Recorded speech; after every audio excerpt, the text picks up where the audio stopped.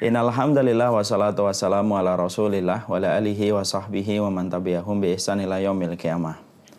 Seluruh para pengurus LDK Asy'ari Gorontalo yang semoga Allah rahmati, seluruh para sivitas akademis dan para mahasiswa dan para viewer yang ada pada kesempatan Duha kali ini.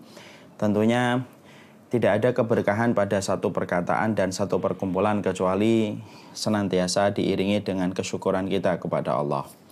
Karena sesungguhnya tidak ada yang menyempurnakan kenikmatan pada kehidupan kita kecuali adalah Allah. Memang betul kita mengalami berbagai macam keterbatasan, kita juga mengalami berbagai macam kesempitan, tetapi sejatinya semua keterbatasan dan semua kesempitan ini apabila dibandingkan dengan semua nikmat yang sudah Allah berikan kepada kita, tentunya tidak akan pernah mampu untuk menandingi kenikmatan yang sudah pernah kita kecap pada kehidupan ini. Memang betul kita akhirnya terbatas gerak-gerik kita, kemanapun kita pergi akhirnya tidak leluasa. Tapi sebelum kita mengalami pandemi, kita sudah melewati puluhan bahkan ratusan purnama pergi kemanapun tanpa rasa takut. Saya tidak menafikan dan tidak mengingkari mungkin neraca ekonomi sedang turun. Banyak rezeki-rezeki yang dulu kita peroleh dengan mudah sekarang agak seret dan sekarang agak susah. Tapi walaupun semacam itu, kita tentunya yakin bahwasanya rezeki yang sudah Allah berikan sebelum syaratnya neraca ekonomi kita rasakan 5 bulan terakhir, kita sudah mendapatkan banyak sekali nikmat dan rezeki yang Allah berikan jauh lebih banyak daripada kesulitan dalam 5 bulan ini. Intinya adalah semoga kita paham orang yang beriman adalah mereka yang tidak pernah kehabisan alasan untuk bersyukur kepada Allah. Semoga kita termasuk orang yang senantiasa bersyukur apapun kondisinya dan apapun keadaannya. Kepada Allah kita bersyukur dan kepada Allah kita menggantungkan segala urusan kehidupan kita. Dan semoga Allah tidak pernah meninggalkan kita. Kita pada kesempatan hari ini akan membahas tentang sebuah tema. Temanya ini bukan tema dari saya, tapi temanya permintaan khusus dari teman-teman LDK. Temanya adalah Muslim kok baperan. Saya ketika mendengar tema ini, tadi malam kalau tidak salah, sempat berpikir, ini yang diinginkan dari tema ini apa? Jangan-jangan ini merupakan curhatan dari teman-teman LDK, tetapi pengen diwujudkan dalam bentuk kajian. Walaupun apapun latar belakang dari tema ini ketika dipilih, setidaknya coba kita bedah bareng-bareng. Semoga yang menyampaikan adalah orang yang mendapatkan manfaat dan faedah dari apa yang disampaikan, dan semua teman-teman LDK di Gorontalo dan dimanapun berada juga mendapatkan manfaat dari apa yang kita kaji bareng-bareng. Karena salah satu kebaikan kita itu adalah ketika kita senantiasa mencintai nasihat. Dan nasihat yang terbaik itu nasihatnya Allah dan Rasulnya, bukan dari saya. Kalau saya kan hanya menyampaikan. Dan ketika saya menyampaikan ini pun nasihat ini juga untuk saya sendiri. Makanya para ulama dulu berkata, la yazalan nasu bi khairin madamu yuhibbunan nusha. Manusia itu akan senantiasa berada pada pusaran kebaikan setiap mereka itu mencintai setiap nasihat yang ditujukan kepada mereka. Dan tidak ada nasihat yang paling baik kecuali nasihatnya Allah dan Rasulnya, tanpa tendensi, tanpa tujuan dan motif-motif tersembunyi. Kalau orang lain memberikan nasihat mungkin ada motifnya. Kalau orang lain memberikan masukan mungkin ada tendensinya. Tapi kalau nasihatnya Allah dan Rasulnya adalah nasihat yang bersih, nasihat yang tidak ada tujuannya kecuali memberikan kebaikan untuk kita. Semoga kita termasuk kerumunan manusia yang suka mencintai nasihat yang datang dari Allah. Walaupun terkadang hari ini belum mampu untuk mengamalkan, semoga besok. Kalau besok belum mampu mengamalkan, mungkin lusa. Tapi setidaknya dia sudah punya referensi nasihat yang bisa meluruskan hidupnya. Dan ini jauh lebih baik daripada orang yang membenci nasihat, daripada orang yang berlari dari majelis ilmu. Akhirnya dia tidak punya referensi, dan ketika dia jatuh pada titik nadir, maka yang akan menjadi pilihannya bukan nasihat yang pernah dia dengar, karena dia tidak pernah datang ke kajian. Tapi yang menjadi pilihannya kalau dia sudah jatuh dalam titik nadir, bisa jadi pelariannya pada benda-benda yang terlaknat dan benda-benda yang terlarang. Semoga kita tidak termasuk yang semacam itu. Rekan-rekan muda yang semoga Allah rahmati, rekan-rekan muda yang semoga kelak akan mengemban tugas negara dengan baik insya Allah. Sesungguhnya menjadi muslim itu merupakan bagian dari sebuah kenikmatan dan kita harus bangga. Ini pertama kali yang saya harus yakinkan, supaya kita itu memahami bahwasanya menjadi muslim itu bukan hanya karena keturunan, tetapi menjadi muslim itu merupakan sebuah kenikmatan yang Allah tidak berikan kepada setiap orang. Mungkin ada yang berkata, Ustadz kok berkata menjadi muslim itu kenikmatan yang tidak dirasakan setiap orang. Perhatikan jumlah penduduk di atas muka bumi. Lebih dari 6 miliar atau 7 miliar. Di antara ramainya penduduk bumi, siapakah yang mereka diberikan kenikmatan menjadi muslim dan betul-betul mereka mengimani agama yang telah Allah berikan kepada mereka dan mengamalkan? Tidak semua orang. Dan ini menunjukkan kepada kita bahwasanya menjadi muslim itu sebuah kebanggaan, menjadi muslim itu adalah sebuah kenikmatan dan sebuah kebaikan. Dan ini merupakan nikmat yang besar yang Allah berikan dalam kehidupan kita ketika kita diberikan oleh Allah keislaman.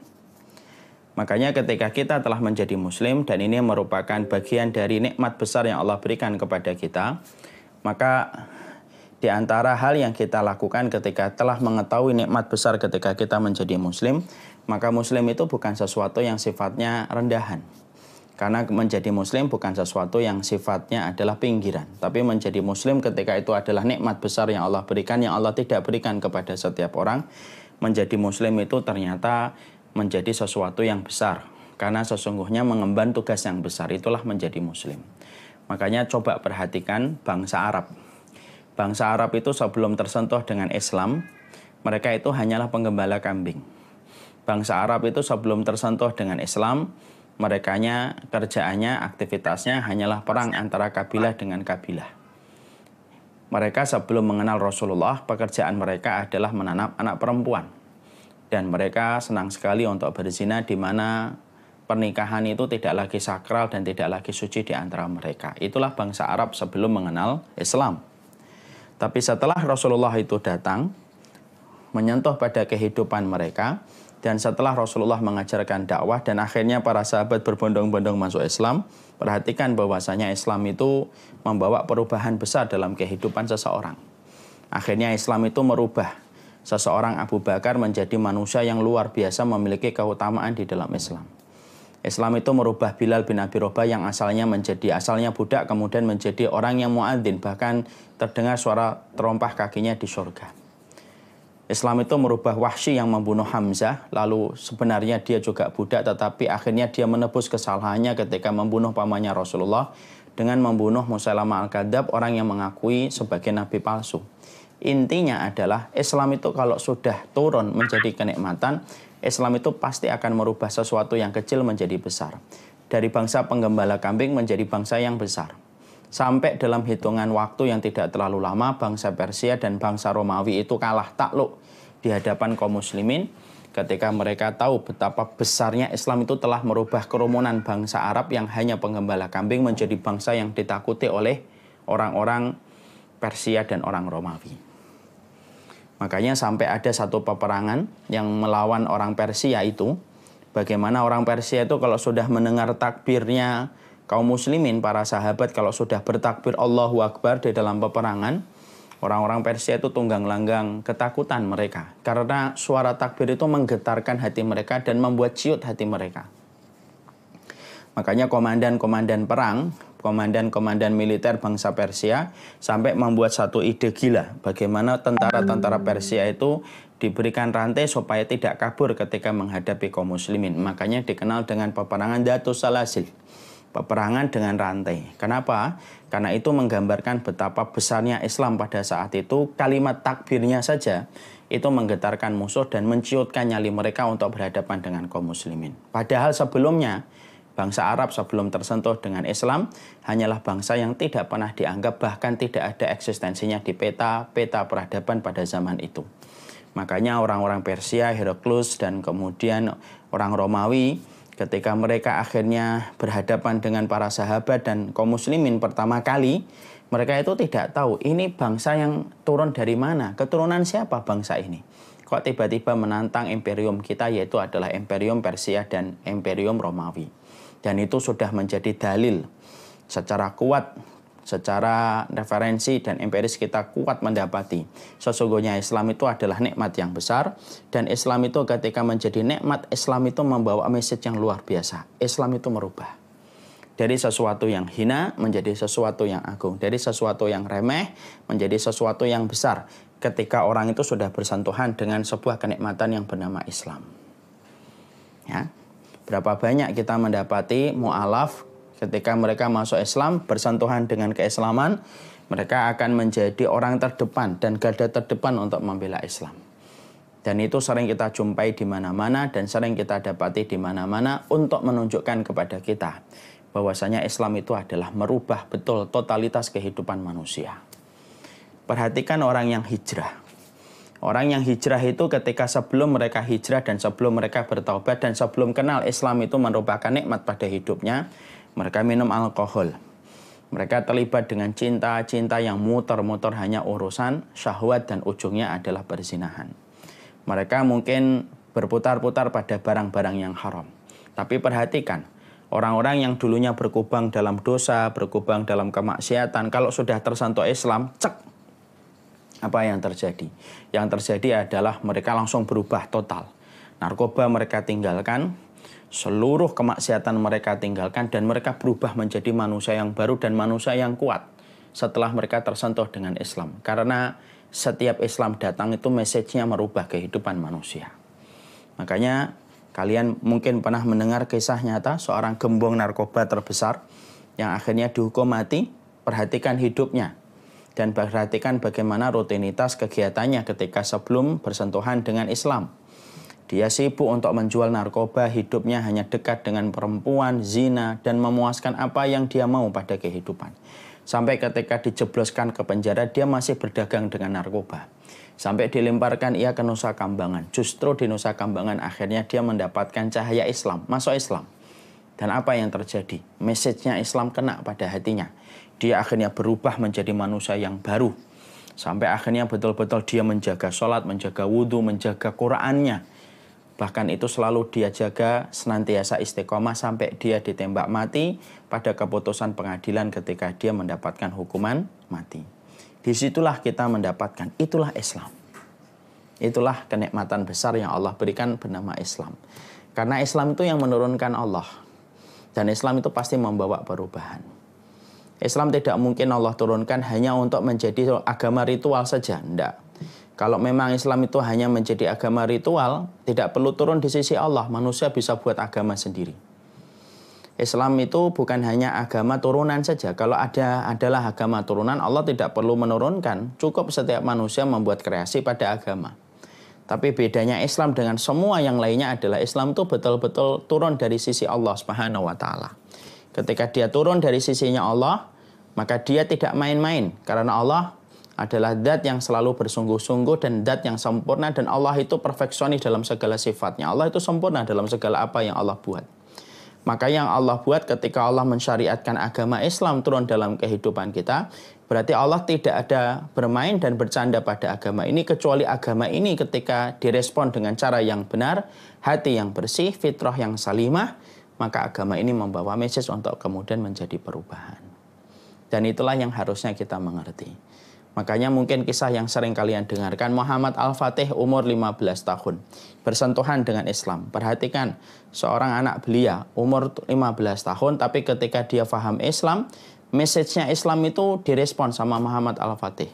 Sampai akhirnya dia menjadi manusia besar. Karena kalau orang sudah menjadi muslim, kalau orang sudah tersentuh dengan Islam, maka yang difikirkan itu perkara yang besar, bukan perkara yang kecil. Yang difikirkan itu perkara yang agung, bukan perkara yang kerdil. Yang difikirkan itu perkara yang tinggi, bukan perkara-perkara rendahan dan pinggiran. Makanya Muhammad Al-Fatih menjadi orang yang visinya itu setelah dia betul-betul Islam merasuk pada hatinya, merasuk pada jiwanya, sampai dia betul-betul cinta kepada Islam. Tidak ada perkara yang dia inginkan kecuali satu.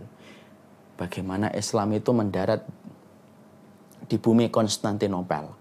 Sebuah tempat yang mana para komandan-komandan perang yang agung sebelumnya mereka belum berhasil untuk mendaratkan kakinya Islam di bumi Konstantinopel. Tapi karena Muhammad Al-Fatih bersentuhan betul dengan Islam, dialah yang dibuktikan dengan nubuah yang dikabarkan oleh Rasulullah. ni'mal amiru hadal jais. Sebaik-baik komandan adalah komandan yang membebaskan Konstantinopel. Dan itu dilakukan oleh Muhammad Al-Fatih ketika dia bersentuhan dengan Islam, di mana message-nya Islam itu merubah. Makanya Masya Allah, itulah Islam. Inilah yang menjadikan kita akhirnya faham. Setelah kita faham bahwasanya message-nya Islam dalam kehidupan kita adalah merubah kita. Karena apapun kalau sudah tersentuh dengan Islam itu harusnya itu tuh berubah. Konstantinopel itu penuh kedzaliman, setelah tersentuh dengan Islam maka kemudian membawa kedamaian. Orang kalau hidupnya belum tersentuh Islam itu amburadul dia hidupnya. Perhatikan untuk orang-orang yang mereka belum tersentuh dengan Islam. Paling-paling hidupnya itu ngapain? Hidupnya paling-paling memamerkan barang branded, memamerkan pacarnya, memamerkan bagaimana kontak listnya penuh dengan nama perempuan dan penuh nama laki-laki, memamerkan bagaimana aktivitasnya ketika minum. Hanya itu saja. Yang mana kalau kita perhatikan benang merah sama orang yang kemudian mereka belum tersentuh sama Islam, benang merahnya itu sama. Itu saja sebenarnya. Sesuatu yang sifatnya rendahan yang tidak perlu effort apapun untuk mendapatkan. Perhatikan jujur, kalau kita memperhatikan teman-teman yang hari ini belum tersentuh dengan iman, kalau mereka sedang publish tentang kegiatan mereka ketika tidak tersentuh dengan Islam, itu kan hanya itu saja. Pamer botol minuman keras, pamer siapa pacarnya, pamer siapa yang kemudian menjadi kecengannya, ya mentok-mentoknya mainnya di TikTok. Hanya itu saja, mentoknya di situ. Tapi kalau orang sudah betul-betul ketika dia bersentuhan betul dengan keislaman, maka kemudian pasti ada message besar yang kemudian akan dirasakan oleh mereka. Dan ini merupakan perkara yang sejatinya harus hadir dalam kehidupan kita. Makanya seorang mukmin atau seorang muslim ketika dia faham, ketika dia ngerti bahwasanya message-nya Islam itu adalah membawa perubahan, dan betul-betul message-nya Islam itu adalah merubah seorang budak menjadi agung. Message-nya Islam itu merubah yang kecil menjadi besar, merubah yang remeh menjadi agung. Berarti inilah sejatinya kehidupan ideal seorang muslim, yaitu adalah seorang muslim itu adalah ketika mereka merubah apa yang tidak bermanfaat menjadi bermanfaat. Kalau seorang muslim itu betul-betul dia hadir Islam pada hatinya dan jiwanya, dia akan merubah sesuatu yang remeh menjadi agung. Dia akan merubah sesuatu yang anfaedah, yang recehan menjadi sesuatu yang penting dan krusial pada hidupnya. Karena itulah sejatinya seorang mukmin ketika mereka telah betul-betul mengalir Islam dalam aliran darah mereka. Dan inilah sejatinya yang kita harus miliki. Nah, masalahnya adalah ketika kita sudah paham, ketika kita sudah mengerti bahwasanya Islam itu membawa message untuk merubah pada kehidupan kita, pertanyaannya adalah kenapa generasi muda hari ini justru mereka tidak bisa membawa perubahan? Ya. Orang tua mereka juga sudah tidak lagi punya produktivitas karena masa tua dan rentannya mereka. Tapi yang muda hari ini sebagian besar akhirnya juga tidak membawa perubahan. Padahal Islam ini betul-betul membawa perubahan pada kehidupan. Islam itu membawa perubahan pada kehidupan alam dunia ini. Ketika Islam itu betul-betul datang menyinari pada kehidupan manusia. Nah, pertanyaan kita, kenapa justru banyak orang yang mengaku dirinya muslim tetapi justru tidak membawa perubahan? Ya. Bahkan justru ketika ada seorang pemuda itu menjadi muslim, bukannya membawa perubahan tetapi justru menambah problem-problem yang ada. Banyak anak-anak muda mengaku dirinya muslim, tapi dia tidak sadar dia menjadi problem buat ibu dan bapaknya. Apa yang dilakukan itu terus menjadi masalah yang menyesakkan dada ibu dan bapaknya. Banyak pemuda-pemuda yang ketika mereka bekerja tidak menjadi solusi, tetapi justru menjadi beban dalam usaha itu. Pertanyaan kita, kenapa menjadi muslim itu yang harusnya message-nya Islam itu membawa perubahan? Sebagaimana kita telah jelas melihat Bilal yang telah dirubah Islam menjadi orang yang agung sampai suara sandalnya saja terdengar di surga. Pertanyaan kita, apa sih masalahnya yang menjadikan Islam itu ketika masuk pada diri seorang pemuda tetapi tidak membawa perubahan? Dan ini yang kita ingin bedah. Maka kemudian jawabannya simpel. Kalaulah Islam itu datang pada kehidupan saya, pada kehidupan kalian semuanya, sebagaimana KTP kita adalah KTP Islam, kok ternyata Islam yang harusnya sejatinya membawa perubahan tetapi tidak membawa perubahan pada diri kita? Jawabannya simpel. Ada banyak PR, ada banyak pekerjaan-pekerjaan yang belum kita selesaikan ketika menjadi Muslim, dan akhirnya message-nya Islam ketika membawa perubahan tidak mampu kita realisasikan karena kita terikat dengan pekerjaan yang sejatinya tidak pernah selesai antara kita dengan diri kita. Makanya menyelesaikan persoalan diri dan menyelesaikan PR diri kita itu penting. Ya. Supaya betul-betul Islam nanti akan bergerak secara dinamis dan indah, merubah kita menjadi orang yang luar biasa sebagaimana orang dulu mereka berubah dengan Islam. Nah, pertanyaan kita, apa sih pekerjaan-pekerjaan yang belum selesai antara diri kita sampai kemudian akhirnya kita tidak bisa membawa perubahan? Banyak para ulama lalu di dalam kitab-kitab dan literasi referensi mereka itu menjelaskan kepada kita. Ternyata banyak pemuda yang mereka itu belum menyelesaikan bagaimana PR-PR besar yang ada di dalam dirinya. Yang mana kalau PR-PR ini tidak terselesaikan ya akan rumit. Tidak akan pernah berkualitas seseorang di dalam kehidupan Islamnya sampai berkualitas dia menyelesaikan persoalan di dalam dirinya. Bagaimana kita akan menjadi orang yang menyelesaikan persoalan besar kalau diri kita aja persoalannya belum kita selesaikan? Dan inilah yang kemudian sejatinya kita harus tahu. Pekerjaan-pekerjaan yang tidak terselesaikan dalam diri seorang pemuda itu apa saja. Supaya kemudian dia bisa menyelesaikan itu, lalu kemudian dia bergerak untuk merespon Islam supaya Islam betul-betul merubah dia menjadi yang agung dan besar ketika dia sudah menyelesaikan kewajibannya kepada dirinya.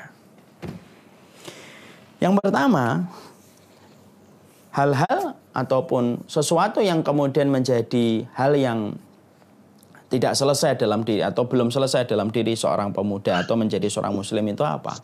Yaitu adalah ketika pemuda dalam usia yang masih relatif belia ketika belum menikah, maka salah satu di antara PR yang tidak selesai itu adalah masalah cinta, masalah asmara dan masalah perasaan. Kalau masalah cinta, cinta, perasaan ini kok tidak selesai, maka sesungguhnya ketika dia tidak tahu bagaimana menyelesaikan masalah perasaan hatinya, ketika dia harus berhadapan dengan salah satu tarikan magnet yang ada pada jiwanya, yaitu adalah masalah perasaannya, maka ketika manusia itu tidak mengerti bagaimana menyelesaikan masalah cintanya dan perasaannya, maka dia akan terlibat terus dengan perasaannya dan tidak ada waktu yang lain untuk berpikir dalam perkara-perkara yang lainnya karena semua waktunya habis untuk dihabiskan dalam masalah tentang perasaannya. Nah, tentunya kita paham ya, Ustadz, setiap orang kan memang memiliki perasaan. Betul, Islam tidak pernah melarang kita memiliki perasaan.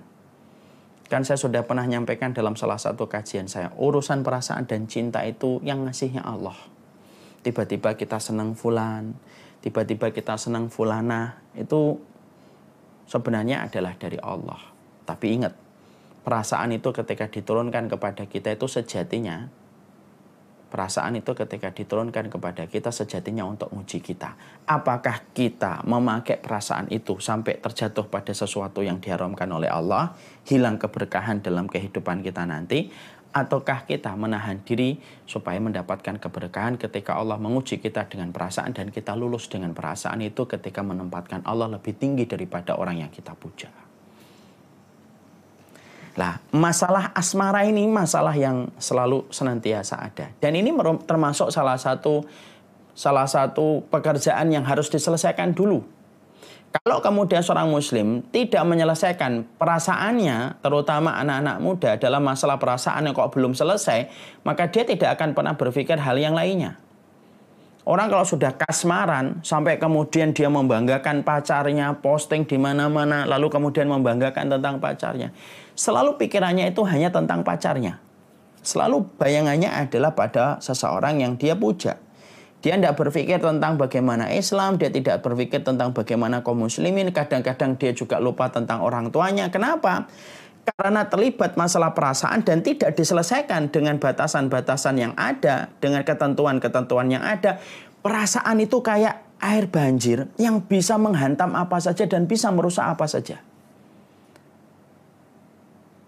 Ingat, berapa banyak perempuan dia bertengkar sama ibunya gara-gara laki-laki yang dia senangi ketika laki-laki itu merubah dia. Dari seorang anak perempuan yang asalnya taat kepada ibu dan bapaknya menjadi tidak taat kepada ibu dan bapaknya. Padahal bapak dan ibunya cuma ingin menjaga supaya anak perempuan mereka itu terjaga sampai dalam pernikahan. Berapa banyak laki-laki rela dia mengorbankan apa yang dia punya untuk diberikan kepada seorang wanita yang sejatinya belum teruji dalam masalah pengorbanan. Dia tidak memberikan hadiah kepada ibu dan bapaknya yang sudah teruji memberikan pengorbanan kepada dirinya. Karena sungguh, kalau ada seorang laki-laki dan ada seorang perempuan kok tidak menyelesaikan bagaimana perasaannya, Islam tidak akan pernah bisa merubah. Karena apa? Selesaikan dulu masalah perasaan kita sesuai dengan ketentuan Allah. Kalau kita tidak selesai bagaimana perasaannya, ujung-ujungnya pasti baperan. Ujung-ujungnya itu pasti baperan. Akhirnya setiap membuat status, setiap membuat tulisan, setiap membuat video, setiap apapun itu, akhirnya ujung-ujungnya itu selalu kaitannya di situ. Masya Allah ya, tidak ada orang yang paling hina kalau saya melihatnya. Bukan paling hina. Tidak ada orang yang hina, salah satunya kecuali adalah ketika manusia itu sudah mengikuti nafsunya, tergerus dalam perasaannya, tidak mau untuk mengikat dengan ketentuan Allah dan petunjuknya Allah, maka akhirnya dia akan terus terperosok kepada titik perasaan itu sampai akhirnya dia dibingungkan dengan perasaannya dan perasaan itu tidak memberikan manfaat dunia dan akhirat. Ingat loh, Allah itu pencemburu. Maksudnya gimana Ustaz? Maksudnya begini. Allah itu pencemburu. Kalau mendapati ada manusia, hatinya itu sudah bercabang. Dan dia mencintai makhluk. Siapapun makhluk itu lebih besar daripada cintanya dia kepada Allah. Maka Allah akan hukum dia. Makhluk yang dia cintai lebih daripada Allah, justru makhluk itu yang akan mengecewakan dia. Pernah kita lihat ada orang yang sampai mati bunuh diri gara-gara cinta?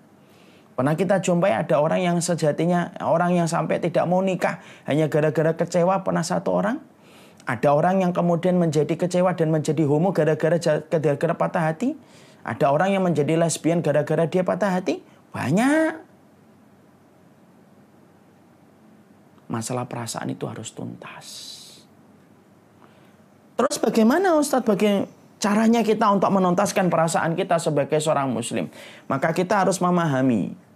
Kita ini harus mengerti.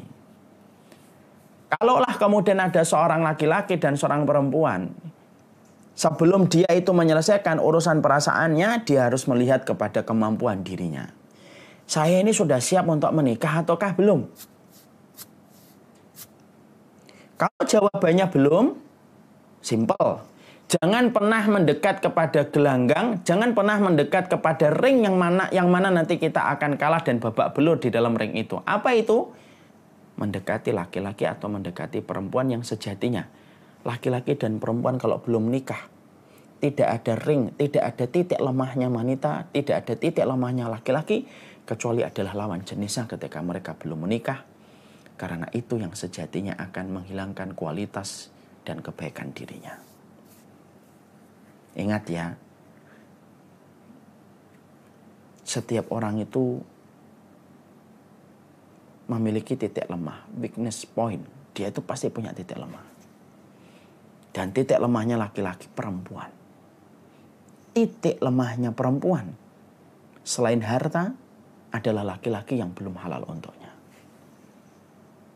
Kalau kemudian ada seorang pemuda, ketika dia paham, dia bertanya kepada dirinya, saya belum siap untuk menikah. Sudah. Maka cara menyelesaikan perasaannya supaya dia merespon kebaikan-kebaikan besar yang harus dia lakukan dalam kehidupan mudanya, supaya dia tidak terseok-seok pada sesuatu yang tidak bermanfaat, ya sudah. Jangan mendekat kepada satu ring yang mana kamu akan TKO dan KO sekaligus ketika kamu memasuki ring itu. Karena apa? Interaksi lawan jenis ketika sudah jatuh dalam perkara yang haram, susah kita akan menang. Kecuali kita akan mengekor dan mengikuti hawa nafsu kita ketika melihat sesuatu pada lawan jenis kita. Kenapa? Istashrafaha syaitan. Yang menghiasi itu adalah syaitan. Ya kan? Makanya lihat orang kalau sudah jatuh cinta ketika dalam perkara yang belum halal, belum nikah. Semuanya tampak indah. Ngomong 6 jam kayak 6 menit. Ngobrol 5 jam kayak 5 menit. Lawan jenis yang dia senangi cerewet, dia bilang, Masya Allah, cerewetnya itu enak didengar. Nah, itu belum nikah. Kenapa? Istashrafaha syaitan. Itu dihiasi sama syaitan terus. Yang akhirnya, kalau dia akhirnya memberanikan diri masuk pada ring, lalu kemudian akhirnya sudah terikat dan kesetrum dengan perasaannya, lalu perasaan itu menguasai. Hati-hati loh. Allah menyampaikan bahwasanya perasaan itu merupakan bagian dari hawa nafsu yang bisa menjadi Tuhan-Tuhan tandingan selain Allah. Afara'aita man ittakhadha ilahahu hawa? Loh, emang kamu tidak pernah perhatikan orang yang sudah menjadikan hawa nafsunya itu Tuhan? Kok bisa hawa nafsu itu Tuhan? Artinya apapun yang dimaui oleh hawa nafsunya itu akan diikuti. Dia mutok, dia mahbub. Dia menjadi sesuatu yang dicintai dari hawa nafsunya dan menjadi sesuatu yang ditaati. Nah, itu namanya ilah, Tuhan. Akhirnya terus dia, ketika perasaan itu kemudian diikuti, ya tidak ada efektivitas yang akan dihasilkan. Perkataan ibunya akan dikalahkan oleh perkataan laki-laki yang baru dia kenal. Perkataan bapaknya akan kalah dengan perkataan perempuan yang dia kenal. Dia rela menjadi tukang ojek untuk menjemput perempuan itu. Padahal ketika ibunya meminta, dia tidak pernah mampu untuk mengatakan iya. Dia rela untuk kemudian nungguin seseorang yang sifatnya itu Masya Allah ya, belum tentu halal baginya. Dan hari ini kan aneh ya. Ada fenomena-fenomena video itu yang aneh. Pacaran puluhan tahun tetapi nikahnya sama siapa. Lebih aneh lagi, mantannya yang dipacari puluhan tahun ikut-ikutan datang ke acara pernikahan mantannya. Lalu kemudian pelukan. Loh, ini gimana sih kehidupan kita hari ini? Dan itulah yang menjadikan akhirnya kita memahami. Perasaan itu harus tuntas. Kalau tidak tuntas, maka akhirnya kita yang akan tersiksa dengan perasaan itu. Makanya kalian ini kalau kemudian tidak ingin menjadi muslim baperan, supaya message-nya Islam itu betul-betul hadir ketika membawa perubahan, pertama selesaikan dulu perasaanmu. Dengan caranya Allah. Jangan menyelesaikan masalah dengan caranya manusia. Karena apa? Caranya manusia itu menyelesaikan masalah dengan banyak masalah. Selesaikan perasaanmu dengan caranya Allah. Caranya Allah itu gimana? Jangan mendekat kepada zina. Jangan mendekat kepada perkara yang ujungnya bisa menjadikan kamu berzina. Kalau memang kamu belum siap nikah, ya sudah, tutup segala perkara yang bisa mengarah kepada perkara-perkara yang akan memasukkan kita pada ring, di mana ring itu kita akan TKO dalam pertandingan ketika kita tidak akan menang. Itu yang harus dilakukan. Sudah, tutup. Fokus kepada cita-cita akhirat dan cita-cita dunia yang belum kita dapatkan. Ya. Yang kedua, kalau kondisinya ada seseorang, ketika dia bertanya sama dirinya, saya sudah siap menikah? Siap, sudah, bismillah, ambil peran itu. Ambil bagian itu, carilah dengan cara yang benar. Supaya tidak berlarut-larut. Datangi orang solih, datangi orang yang baik. Kenali teman-teman dan circle-circle yang ada di sekitarmu. Yang dia punya saudara yang baik karena kamu kenal abangnya atau kamu kenal adiknya. Orang yang baik. Kamu tahu bagaimana keluarganya yang baik. Selesaikan dengan cara yang baik. Ikhtiar. Minta kepada Allah supaya kemudian kita diberikan oleh Allah jodoh yang terbaik. Boleh nggak saya meminta namanya, saya sebutkan namanya Ustaz? Boleh meminta namanya. Sebagaimana ada seorang sahabat meminta untuk dinikahkan dengan Aisyah binti Tolhah Sukainah. Maka kemudian dia menyebutkan nama dua wanita yang membuat dia ingin menikahi dua wanita itu. Boleh. Segera. Dan jadikan nanti pernikahanmu bukan hanya pernikahan biologis, tapi jadikanlah pernikahanmu adalah pernikahan ideologis. Selesaikan. Dan jangan menganggap bahwasanya pernikahan itu merupakan batu, merupakan air yang memadamkan semangat dan gelora cita-cita seorang pemuda. Enggak. Banyak orang mengatakan, kok nggak nikah? Iya, nanti saya belum mendapatkan ini dan belum mendapatkan itu. Justru pernikahan itu akan mendekatkan kita kepada apa yang telah kita cita-citakan, karena pernikahan itu memberikan motivasi yang besar yang tidak didapatkan sama orang yang belum menikah. Nanti ketika sudah menikah, kalau saya ditanya, apa perasaan pertama Ustadz ketika pertama kali dulu sudah menikah? Ketenangan. Tapi kan cobaannya nikah banyak. Betul. Pertanyaan saya balik, emang hidup di dunia itu mana yang tidak ada ujian? Manakah episode kehidupan kita yang tidak ada cobaan? Nggak ada. Orang yang jomblo pun banyak cobaannya. Tapi ada yang tidak didapatkan sama orang yang tidak menikah dibandingkan orang yang sudah menikah. Orang yang sudah menikah itu tenang. Dan kalau dia betul-betul menjaga pernikahannya, setidaknya fitnah-fitnah perempuan teredam ketika dia mendatangi istrinya dan mendatangi suaminya. Maka menyelesaikan perasaan ini penting. Kalau sekarang, ikhwan-ikhwan, sobat-sobat mudaku, hari ini kalian itu berada di tengah pusat peradaban, di tengah-tengah pusaran peradaban, di mana peradaban-peradaban yang hari ini ada itu mengkondisikan kita supaya kita itu menjadi budaknya cinta.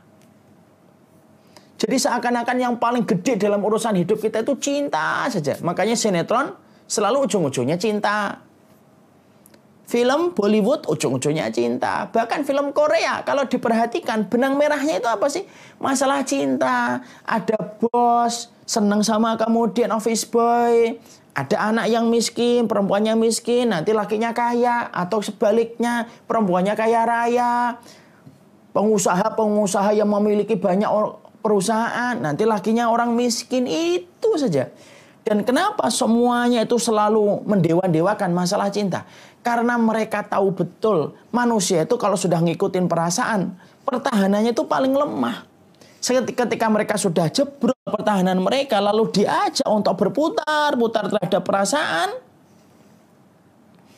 akhirnya tidak ada hal yang berkualitas dilakukan ketika mereka sudah tergerus dengan berbagai macam narasi-narasi yang disampaikan. Jadi akhirnya yang difikirkan itu memikirkan cowok yang lucu itu apa? Memikirkan cewek yang lucu itu bagaimana? Dan itulah yang sejatinya kita harus mengerti. Makanya hal pertama yang harus diselesaikan supaya betul-betul Islam itu membawa perubahan dalam diri kita.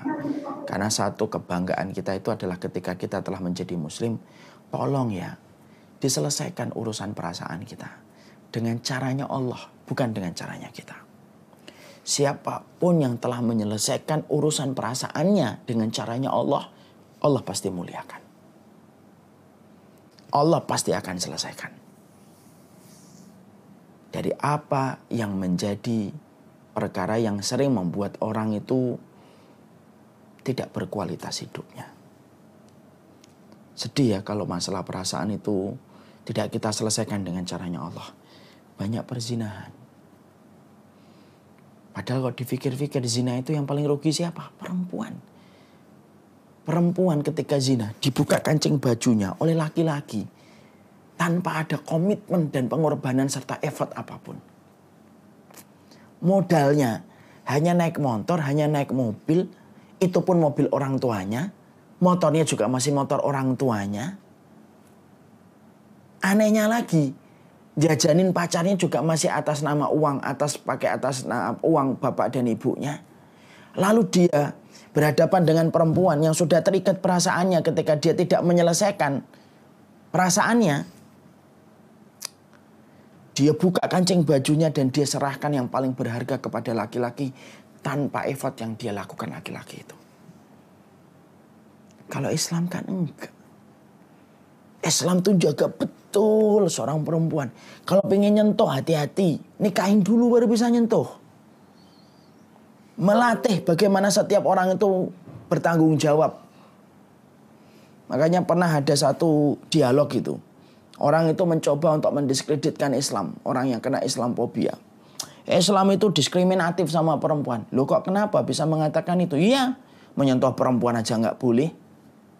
Nah, dialog ini terjadi di Inggris. Lalu orang Islamnya berkata, kita punya ratu namanya Ratu Elizabeth. Boleh nggak kita nyentuh setiap warga dan setiap rakyat Inggris untuk menyentuh Ratu Elizabeth dan bersalaman? Oh, nggak boleh. Terus gimana kalau pengen salaman sama Ratu Elizabeth? Harus sesuai dengan protokol kerajaan. Muslim itu ketawa dan bangga. Kami memperlakukan perempuan dan wanita kami lebih daripada kalian memperlakukan ratu-ratu kalian. Insya Allah. Makanya kalau perasaan ini tidak diselesaikan, ya akhirnya banyak kerusakan. Lah kalau wanita misalkan sudah berzina gitu, gimana ke depannya? Iya, kalau kemudian laki-laki yang menzina itu betul-betul nanti akan menjadi orang yang setia kepadanya sampai meninggal dunia. Nah, kalau kemudian setelah dia mendapatkan kemudian dia pergi, bagaimana dengan laki-lakinya? Kalau dia sudah menzinai seorang perempuan, bukankah nanti dia juga punya anak perempuan ketika nanti dia sudah menikah? Rumit jadinya. Karena kalau perasaan ini nggak diselesaikan dengan caranya Allah, ya akhirnya semacam ini. Makanya kan kita sedih ya. Di Jepara atau di mana kemarin itu ada sebuah berita viral. 28 pasangan anak SMP terjaring dalam sebuah razia di hotel bersama dengan lawan jenisnya. Sebagian besar sudah tidak memakai baju. Dan itu dilakukan sama anak SMP. Masya Allah ya. Karena apa? Karena memang semua tayangan yang disuguhkan kepada anak muda hari ini, ya hal-hal semacam itu. Konten semacam itu. Supaya apa? Supaya orang terus terikat dengan perasaannya dan tidak selesai. Makanya selesaikan dulu perasaannya. Kalau pemuda tidak menyelesaikan perasaannya, nggak akan ada kebaikannya. Selesaikan dulu perasaannya. Dan ingat, pacaran itu tidak menjamin bahwasanya orang yang hari ini mendekati kita, memegang tangan kita, nyiumin pipi kita, yakin dia itu akan menghalalkan kita. Bisa jadi ketika kita ngomong tentang masalah pernikahan dan komitmen, dia sudah pergi ratusan kilometer dari sisi kita. Jangan sampai menjaga jodohnya orang bertahun-tahun, dan ketika menikah justru menikahnya sama orang lain. Makanya inilah yang menjadikan kita memahami untuk menjadi muslim. Muslim itu berpikir besar. Apa sih yang besar? Tentang hari kiamat, itulah yang besar. Anin naba'il adim. Anin naba'il adim itu apa? Sesuatu yang besar. Dan perkara yang besar itu, akhirat itu perkara yang besar. Agama Allah itulah perkara yang besar. Jadi kalau ada seorang muslim, dia tidak berpikir sesuatu yang besar, ya dia itu akan terus gitu dijajah, ditindas oleh kemudian sesuatu yang remeh. Karena kata seorang yang solih pernah saya dengarkan, laki-laki dan perempuan ketika tidak memikirkan yang besar pada hidupnya, pasti akan disibukkan dengan sesuatu yang remeh-temeh dan recehan. Saya ulang kembali.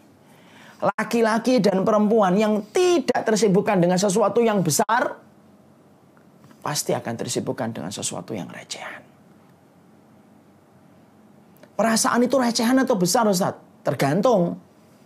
Ketika perasaanmu kamu letakkan pada koridornya Allah, lalu kamu bercita-cita pada perasaanmu ketika kamu menemukan pasangan hidupmu, supaya lahir keturunan-keturunan yang taat kepada Allah, perasaan itu urusan besar. Ketika kita perhatikan bagaimana rule-nya dan bagaimana protokol dan petunjuknya.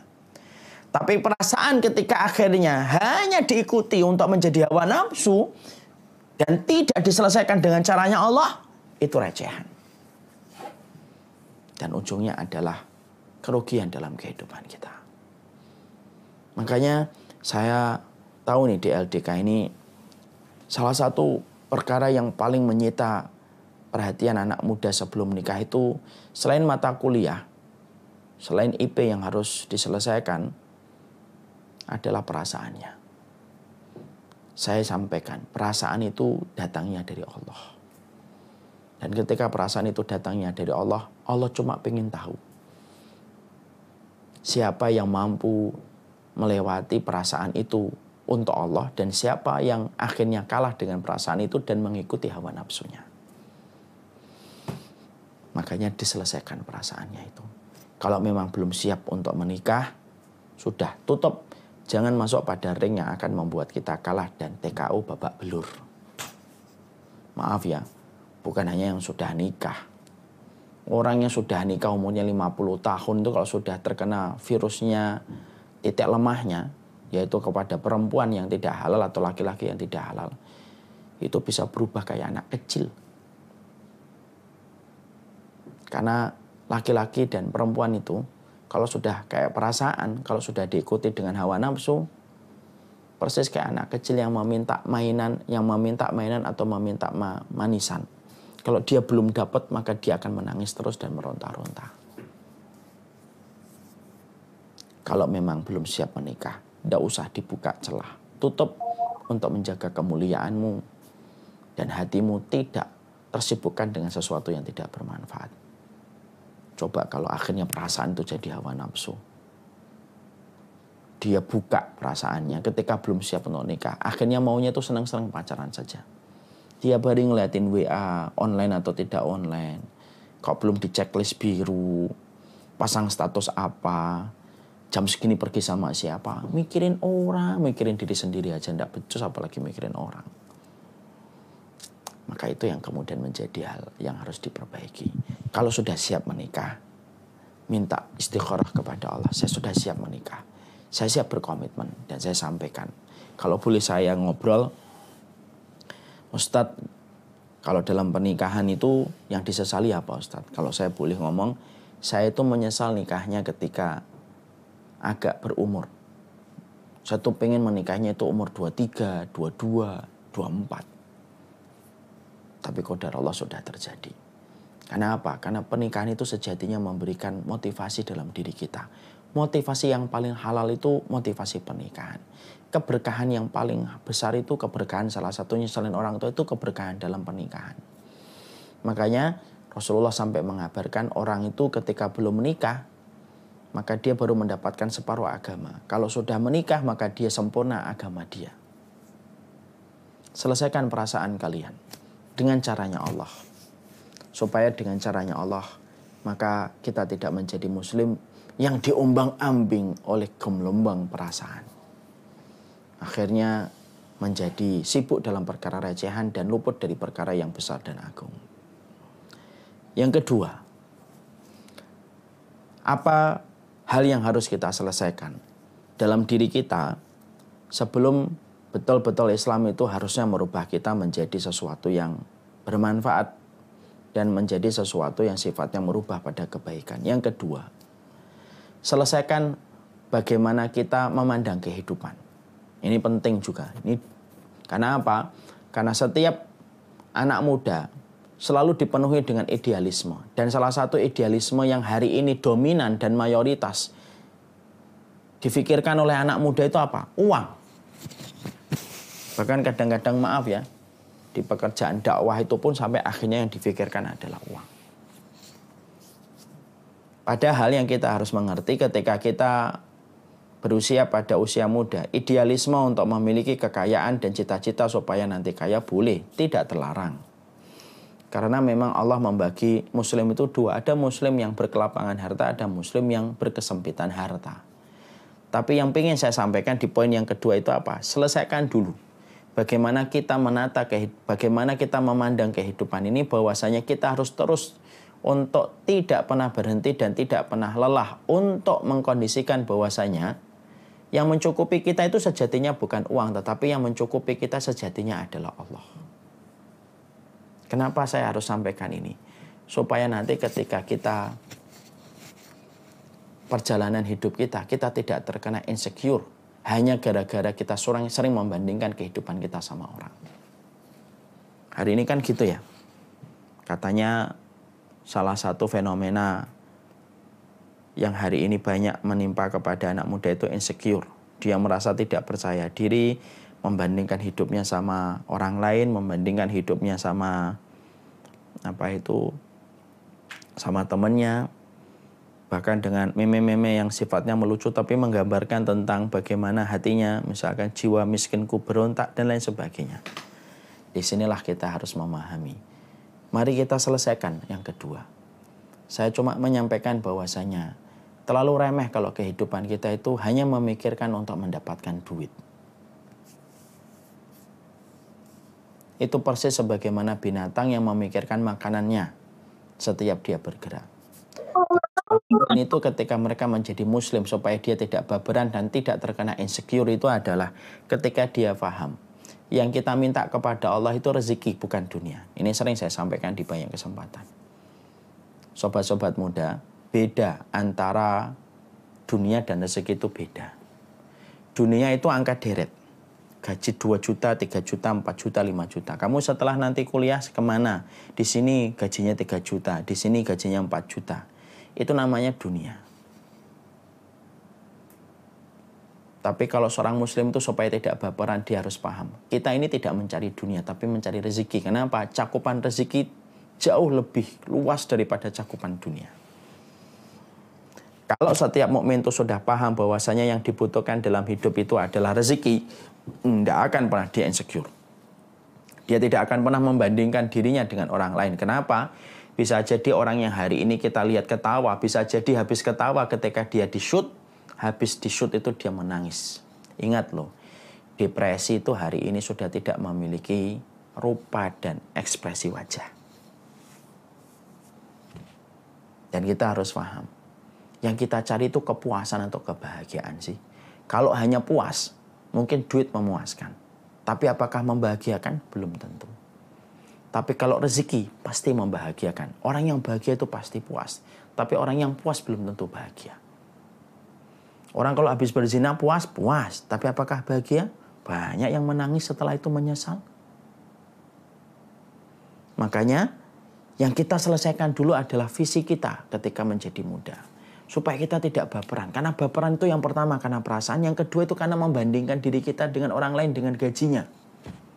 Wah, dia sudah punya mobil. Wah, dia sudah punya motor. Makanya hari ini kita jumpai perempuan-perempuan yang tampaknya mulus, fisiknya menawan, mempesona. Tapi hanya tampilan luar, packagingnya. Tapi di belakangnya dia menjajakan dirinya. Dia rela untuk membuka bajunya untuk laki-laki hanya dengan segepok uang. Kenapa itu bisa muncul fenomena orang yang menjajakan dirinya online di mana-mana? Karena mereka tidak selesai memandang kehidupan bahwasanya kehidupan itu yang dibutuhkan itu puas atau bahagia. Kalau memang cari puas, ya memang dengan segepok uang. Tapi kalau kita nyari bahagia, bahagia itu miliknya Allah. Makanya pada surat Al-Insyirah ayat yang pertama, Alam nashrah laka sadrak. Bukankah kami yang melapangkan dadamu? Dan kelapangan itu identik dengan rezeki. Kebahagiaan itu identik dengan rezeki. Makanya kalau kita rezeki itu banyak. Rezeki itu bukan angka deret. Kamu diberikan hati yang sabar itu rezeki. Kamu diberikan orang tua yang senantiasa mencintaimu, senantiasa mengusap wajahmu, senantiasa memeluk dirimu ketika kelelahan. Itu rezeki. Banyak teman kita, mungkin dia mendapatkan banyak uang. Mungkin dari orang tuanya fasilitasnya banyak. Tapi bisa jadi mungkin orang tuanya tidak pernah punya kesempatan dan waktu untuk memeluk dia. Tidak pernah mengusap wajahnya. Tidak pernah menanyakan kepadanya sudah sholat atau belum. Mungkin dapat dunia. ATM-nya banyak. Tapi dia tidak mendapatkan rezeki. Rezeki itulah sejatinya yang harusnya kita sampaikan. Kenapa? Karena selain tayangan-tayangan roman-roman picisan tentang masalah cinta, kita hari ini betul-betul diarahkan pada narasi yang dibangun oleh kalangan materialisme. Semuanya itu harus pakai duit. Makanya ada gaya dan fenomena outfit. Dihitung. Bajumu harganya berapa. Terus kemudian jamu berapa harganya. Mereknya apa. Kenapa fenomena itu sempat viral. Sampai banyak orang itu dihitung outfitnya gitu. Karena kita diarahin supaya kita tuh nyari duit. Membeli barang-barang branded yang dibuat dan diproduksi oleh mereka. Lalu kemudian kita merasa bangga, padahal dalam hitungan 1 dan 2 tahun, barang yang kita dulu beli puluhan juta, hanya dalam waktu 2 dan 3 tahun barang itu sudah tidak ada lagi harganya. Siapa yang paling besar mengambil keuntungan? Pabrik-pabrik kapitalisme. Makanya pekerjaan yang harus kita selesaikan yang kedua itu apa? Masalah kita memandang kehidupan. Kita itu pengennya puas atau bahagia. Kalau kemudian kita pengennya adalah bahagia, berarti bahagia itu identik dengan rezeki. Nanti ketika sudah kuliah, kok tiba-tiba kita cuma mendapatkan pekerjaan yang biasa. Tapi ternyata keluarga kita baik, istri kita paham, suami kita mengerti kita. Itu jauh lebih baik daripada ada orang yang dia viral, duitnya banyak. Tapi bisa jadi belum tentu dia mendapatkan rezeki. Bukankah banyak penyanyi-penyanyi ketika mereka di puncak ketenaran mereka, dunia bukan nasional. Tapi di puncak ketenaran mereka, mereka malah mati bunuh diri. Dan ironisnya, yang mati bunuh diri, beberapa jam sebelum mati bunuh diri itu masih kesenyum, masih ketawa, masih tepuk tangan. Sampai ada sebuah istilah, depresi sekarang tidak mengenal raut wajah. Kalau dulu orang depresi kan kelihatan, tatapannya kosong, alisnya berkerut. Dulu, sekarang sudah enggak. Depresi sekarang tidak punya tanda di wajah. Puas itu kalau diturutin, ujung-ujungnya sempit dadanya. Bahagia itu diikutin prosedurnya, ujung-ujungnya kelapangan hati. Makanya mulai sekarang teman-teman LDK dan seluruh para peserta pada kajian kita hari ini tuh harusnya kemudian kita menentukan mulai sekarang, yang saya cari rezeki. Kalau diberikan rezeki yang lapang dengan dunia yang berlimpah, alhamdulillah, bersyukur. Tetapi kalau tidak diberikan hal yang semacam itu, jangan merasa insecure. Kenapa? Karena sesungguhnya kita paham, berapapun dia menggenggam harta, akan datang satu hari ketika dia harus meninggalkan harta itu dalam kematian. Makanya inilah yang menjadikan kita memahami. Muslim itu supaya nggak baperan itu menyelesaikan dua hal ini loh sebenarnya. Kalau dua ini beres, perasaannya beres, cara memandang dunia dan cara memandang rezeki dan cara memandang kepuasan dan kebahagiaan itu dia ngerti dia berada di pihak yang mana. Kalau dia berada di pihak puas dan dunia ya enggak. Ya pasti akan jadi baperan terus. Tapi kalau dia memilih bahwasanya saya harus dapat rezeki dan saya pengen mencari kebahagiaan. Kalau dua ini sudah diselesaikan, message-nya Islam untuk merubah kehidupan orang pasti akan didapat. Sobat-sobat muda yang saya doakan semoga mendapatkan rahmat. Saya ini punya banyak sekali jamaah yang mereka sudah hijrah dari profesi yang haram. Kalau saya tanya, gimana rasanya setelah meninggalkan profesi yang haram? Ada salah satu di antara jamaah saya itu pernah ngomong begini. Kalau Ustadz tanya nominalnya, nominal kita hari ini jauh beda dengan nominal kita beberapa tahun lalu ketika masih berkubang dalam profesi yang haram. Nominal dulu lebih banyak Ustadz daripada hari ini. Tapi kalau Ustadz tanya bagaimana kondisi hati, kami lebih merasakan nikmat bahagia ketika hari ini daripada yang dulu. Bahkan tidak sedikit orang yang hijrah itu sering cerita sama saya. Dulu ketika kami masih banyak maksiat Ustadz, uangnya banyak tapi tidak ada wujudnya sama sekali. Uang itu kayak air aja ngalir. Tapi ketika kami berkomitmen untuk menjaga diri betul dari perkara yang haram, walaupun nominalnya sedikit, tapi satu persatu barang kami miliki dengan izin Allah, dengan cara yang halal.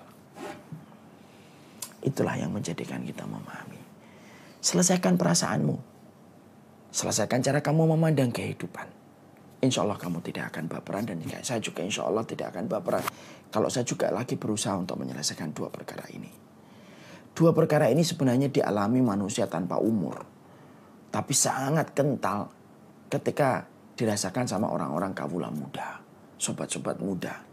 Masalah perasaan yang tidak beres-beres, tidak terselesaikan. Dan yang kedua adalah masalah dia memandang persepsi dalam kehidupan. Kalau pengen puas, ya pacaran. Kalau pengen puas, minum narkoba.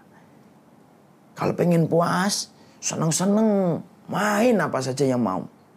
Tapi ingat loh, puas itu ada waktunya. Ujungnya pasti kesempitan. Bahagia itu konsekuensi yang berat. Tapi ujungnya pasti manis. Nah inilah yang menjadikan kita. Semoga kita senantiasa diberikan oleh Allah kebaikan. Semoga antum-antum semuanya diberikan oleh Allah kekuatan untuk menyelesaikan dua. Selesaikan masalah perasaanmu dengan caranya Allah. Selesaikan cara kamu memandang persepsinya kehidupan dengan persepsinya Allah. Karena seorang manusia itu yang paling baik, manusia yang menyelesaikan urusan dunianya dengan cara langit. Cara langit itu adalah caranya Allah. Dan pasti akan memberikan kebaikan pada kehidupan kita. Ini yang dapat saya sampaikan, saya serahkan kembali kepada teman-teman LDK.